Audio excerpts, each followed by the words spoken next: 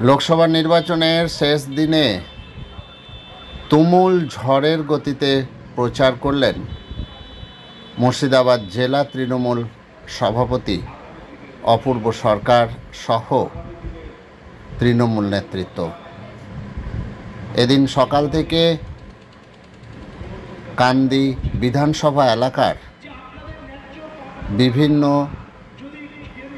গ্রামে, পৌরসভা এলাকায় কখনো সাইকেল মিছিল, কখনো পথসভা করে ইউসুফ পাঠানের হয়ে ভোট ভিক্ষা করেন জেলা সভাপতি, পুরপ্রধান সকলেই।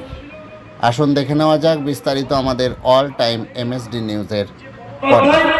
আপনাদের অ্যাকাউন্টে সরাসরি 2700 কোটি টাকা পাঠিয়েছে পশ্চিমবঙ্গের 59,100,000 দিনের কাজের টাকা না পাওয়া সেই শ্রমিকদের কাছে, সেই মেহনতি মানুষদের কাছে।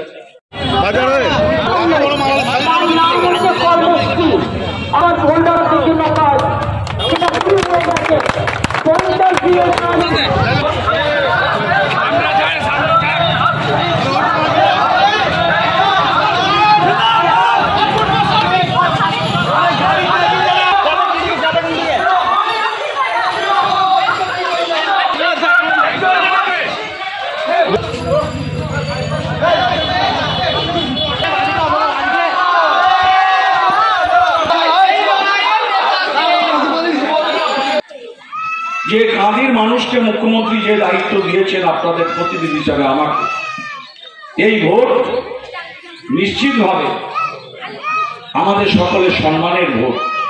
প্রার্থী ইউসুফ পাঠান হলেও অত্যন্ত ভালো ছিল, জেনে রাখেন। আমি এই 2 মাস ধরে তার সাথে মিশছি। আমাদের মতন সোশ্যাল ওয়ার্কার, সমাজ সেবা করে। করোনার সময় তার অনেক কাজ দেখাচ্ছিল, আমার সব ছবিগুলো দেখাচ্ছিল।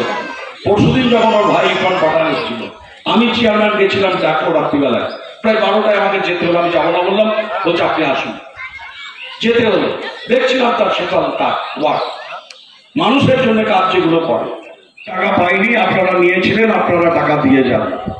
আমি লজ্জার খাতিরে পরের দিন তাকে পাঠিয়ে সেই টাকা পরিশোধ করে দিলাম আমরা। এই হচ্ছে মাস্টার প্ল্যানের গল্প।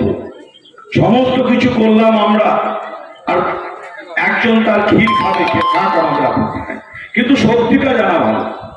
শক্তিটা জানা ভালো। কেউ চ্যালেঞ্জ করলে এখানে মাইক বাঁধবেন, আপনার সামনে আমি এসে দাঁড়াবো। রাজনৈতিক জন্মস্থান, অর্থাৎ যে মানুষরা আমাকে 2000 সালে নির্বাচিত করেছিল, আমি তাদের আজকে সকালবেলায় আমি আমার চেয়ারম্যান, আমার ছাত্রযুব এবং সেই 1 নম্বর ওয়ার্ডের বিশিষ্ট ব্যক্তিগত মানুষ, আমাদের মাতৃমণ্ডলী সবাইকে দিয়ে আমার সেই জন্মস্থানের 1 নম্বর ওয়ার্ডের একটা অংশ নতুন পাড়া থেকে হাজরাপাড়া অবধি আমরা পায়ে হেঁটে একবার মানুষের কাছে তাদের আশীর্বাদ, স্নেহ, ভালোবাসা চেয়েছি।